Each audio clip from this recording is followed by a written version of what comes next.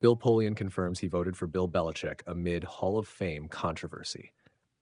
What began as one of the most shocking Hall of Fame snubs in NFL history has now evolved into an equally strange and confusing aftermath, with Bill Polian, longtime Colts executive, Hall of Fame selector, and one of Bill Belichick's fiercest rivals, finding himself at the center of the storm. Belichick's failure to gain first ballot entry into the Pro Football Hall of Fame was stunning on its own. But the reporting that followed, suggesting Polian may have actively encouraged voters to delay Belichick's as punishment for past Patriots scandals, turned shock into outrage across NFL circles. Now, after multiple reversals and public statements, Polian says unequivocally that he did vote for Belichick. Even so, the damage to the Hall's credibility and to public trust in its process may already be done. When ESPN reported that Belichick fell short of the required 40 votes for enshrinement, the initial disbelief quickly turned into anger. Belichick's resume is so overwhelming that many assumed there had to be something more at play.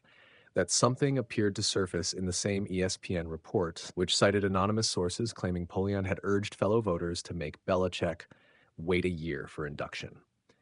The reasoning, according to those sources, centered on Spygate and Deflategate, scandals that occurred under Belichick's watch during the Patriots dynasty. The implication was explosive, that personal history, rivalry, and moral judgment, rather than football merit, had influenced Hall of Fame voting.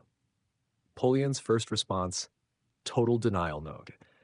As the backlash intensified, Polian responded swiftly and forcefully. Speaking to Sports Illustrated's Matt Verderam, Polian dismissed the ESPN report outright. "That's totally and categorically untrue," Polian said. "I voted for him." That statement seemed designed to extinguish the fire immediately. If Polian voted for Belichick, then the narrative of a rival-led campaign collapses, or at least weakens significantly. But that clarity didn't last long. The backtrack. Uncertainty enters the picture. Later the same day, ESPN's Don Van Natta Jr., one of the reporters who broke the original story, followed up directly with Polian. The result only deepened the confusion. Polian now said he wasn't 100% certain whether he had voted for Belichick. He was certain about one thing.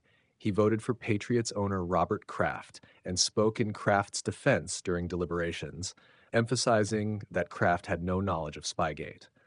But when it came to Belichick, Polian said he was only 95% sure he voted for him, adding that he most likely voted for Belichick and a senior candidate, probably L.C. Greenwood.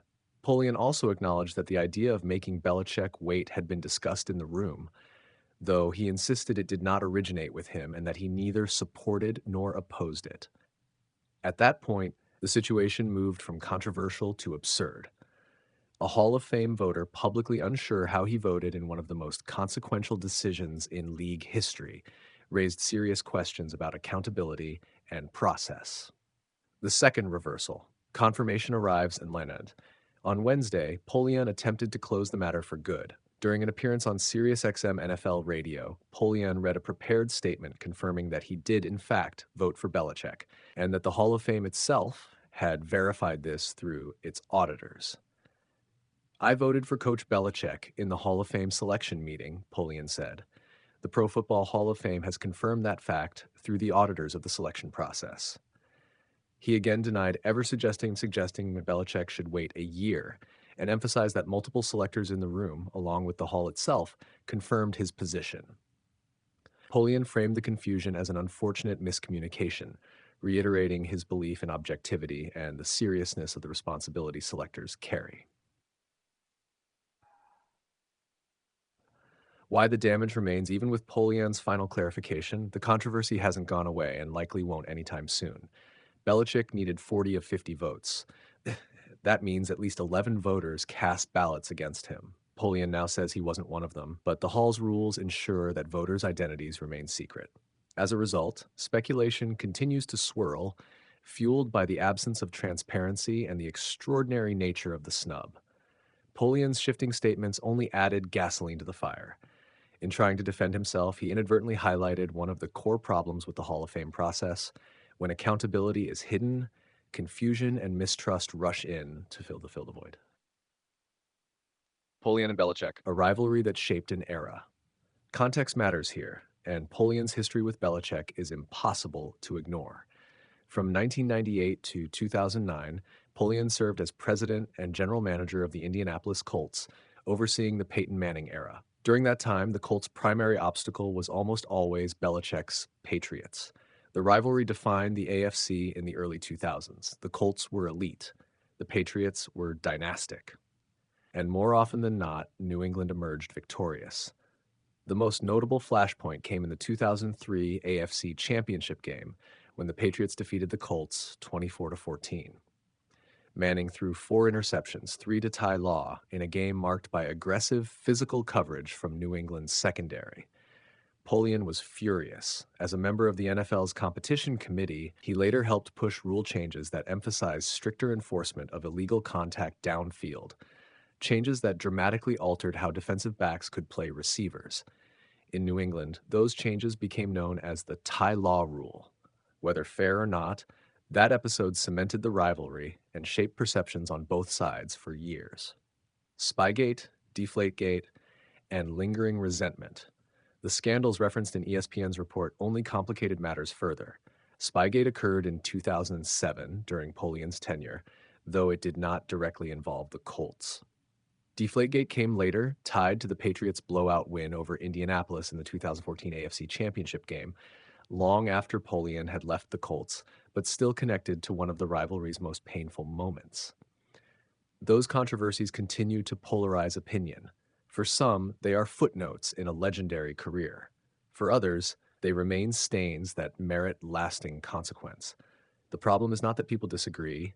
It's that Hall of Fame voters appear to be applying those judgments inconsistently and without explanation.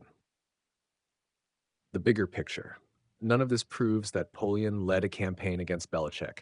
By his own account, now verified by the Hall, he voted yes. But the episode underscores how fragile the Hall of Fame's legitimacy becomes when secrecy collides with controversial outcomes. When the greatest coach in NFL history misses on the first ballot, and the public is left guessing why, trust erodes quickly. Belichick will almost certainly be inducted next year. His legacy is untouched. His place in football history is secure. The same cannot be said for the process that kept him waiting, or for the system that allowed confusion, rivalry, and silence to overshadow what should have been a straightforward decision. In trying to explain himself, Bill Polian may have removed his name from the list of no votes, but the questions surrounding Belichick's snub and the credibility of Hall of Fame voting itself are far from answered.